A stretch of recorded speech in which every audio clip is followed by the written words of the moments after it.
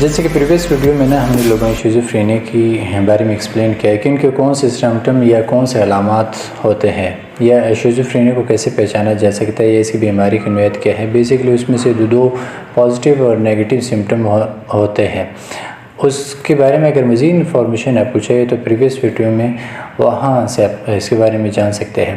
آج جو اس حوالے سے ٹاپک سے یا جس حوالے سے ڈسکس کرنے والے ہیں وہ یہ ہے کہ وجہ کیا ہے شیزوفرینیا کی، یا مطلب یہ کیوں ہوتی ہے اور اس کی کیا وجہ ہے۔ بیسیکلی شیزوفرینیا کی ابھی کوئی اسپیسیفک یا ایک وجہ ایکسپلین یا ریسرچ سے نہیں ڈیفائن ہو سکی۔ بہت ساری وجوہات ہیں جس کی وجہ سے شیزوفرینیا یا اسکیزوفرینیا ہو سکتی ہے۔ اس میں جو سب سے فرسٹ وجہ جانی جاتی ہے وہ جینز ہے۔ مطلب کہ اگر کسی کی وراثت میں کوئی سائیکولوجیکل یا مطلب شیزوفرینیا ایگزسٹ کر رہا ہے یا ماں باپ میں سے کسی ایک پرسن کو شیزوفرینیا ہے تو اس میں سے 50% چانس بڑھ جاتے ہیں یا 50% جینز افیکٹڈ ہے کہ وہ شیزوفرینیا اس پرسن یا اس کی نیکسٹ اس کو ہو جائے۔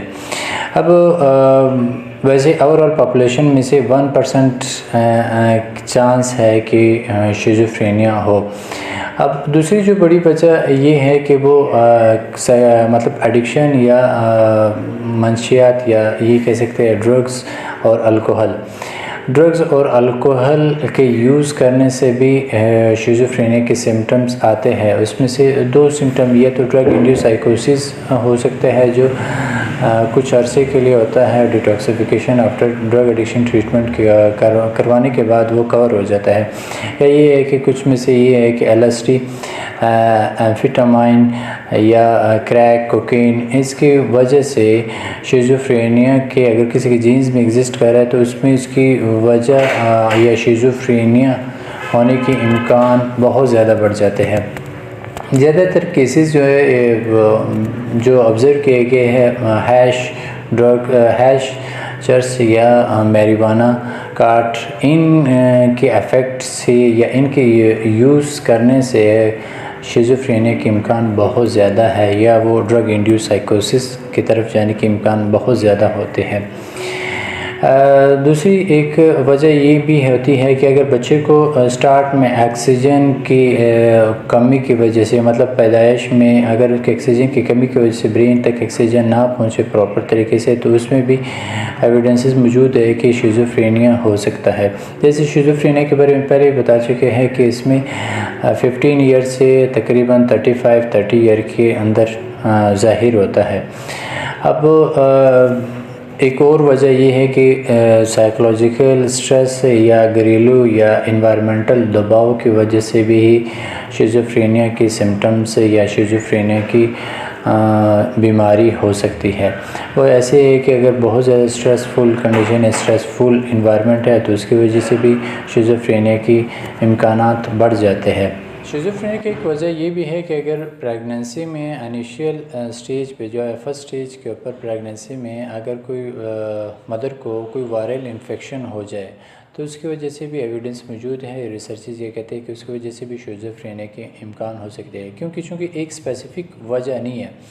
اگر بچے کو نگلیکٹ یا محرومی کی وجہ سے، یا وہ بچہ ایسی سچویشن یا ایسی کنڈیشن میں رہ رہا ہے جس میں نگلیکٹ ہوا ہے، اس کی وجہ سے بھی شیزوفرینیا کے امکانات بڑھ سکتے ہیں، جیسے کہ نیگیٹو سمٹمز کے امکانات بہت زیادہ بڑھ سکتے ہیں۔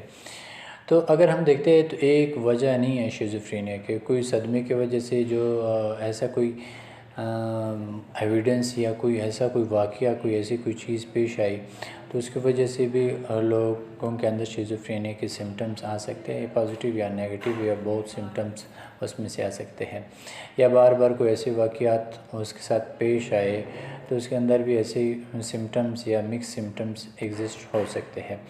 کیا یہ بیماری مکمل طور پہ ٹھیک ہو سکتی ہے یا نہیں ٹھیک ہو سکتی؟ بہت سارے لوگوں کا یہ خیال ہے کہ یہ مکمل طور پہ ٹھیک نہیں ہو سکتی۔ ایسی کوئی کنڈیشن نہیں، کیس کے اوپر ویری کرتا ہے۔ اگر آن دا سٹارٹ ہی کرونک کیس پہنچنے سے پہلے سٹارٹ سے ہی ان کا ٹریٹمنٹ شروع کر دیا جائے تو یہ مکمل طور پہ بھی ٹھیک ہو سکتے ہیں۔ 60% لوگ شیزوفرینک نارمل زندگی گزار رہے ہوتے ہیں، ان کا پراپر ٹریٹمنٹ کیا جاتا ہے۔ پراپر ٹریٹمنٹ سے یہ ہے کہ ان کے سائیکولوجیکل ٹریٹمنٹ ہوتا ہے مطلب سائیکو تھراپیز، اور اس کے علاوہ میڈیکیشن مطلب ان کی بیماری یا ان کے سمٹم کے مطابق ان کی دوائیں یا میڈیسن دی جاتی ہے۔ اب سائیکو تھراپی میں بھی ایک امپورٹنٹ رول پلے کیا جاتا ہے، صرف میڈیکیشن رول پلے نہیں کر سکتی۔ اگر میڈیکیشن دی جائے تو پیشنٹ بس ایک ہی بیس لائن کے اوپر، اب نئی ریسرچز کہتے ہیں کہ میڈیکیشن اور پلس اس کی psychotherapy and psychological treatment اس کے اوپر فوکس کیا جائے۔ یہ دو بیس لائن ہے جس کے اوپر یہ ہے کہ مکمل طور پہ پیشنٹ ٹھیک ہو سکتا ہے، نارمل لائف گزار سکتا ہے، لیکن اگر دیر کر دی جائے 4 5 6 سال ہو گیا کوئی ٹریٹمنٹ نہیں ہو رہا اور پیشنٹ کو مختلف تجربوں سے فیملیز گزار رہے، تو ایسی صورتحال میں پیشنٹ کرونک ہو جاتا ہے، مطلب ایسے ہو جاتا ہے کہ وہ مینج ہی ہو سکتا ہے، مکمل طور پہ اچھی زندگی یا بہتر زندگی نہیں گزار سکتا۔ باقی اگر 60% میں بھی دیکھا جائے 60% کچھ علامات موجود ہوتے ہیں، لیکن ان کے لائف بہتر طریقے سے اچھے طریقے سے وہ گزار رہے ہوتے، کسی پر ڈیپینڈ نہیں۔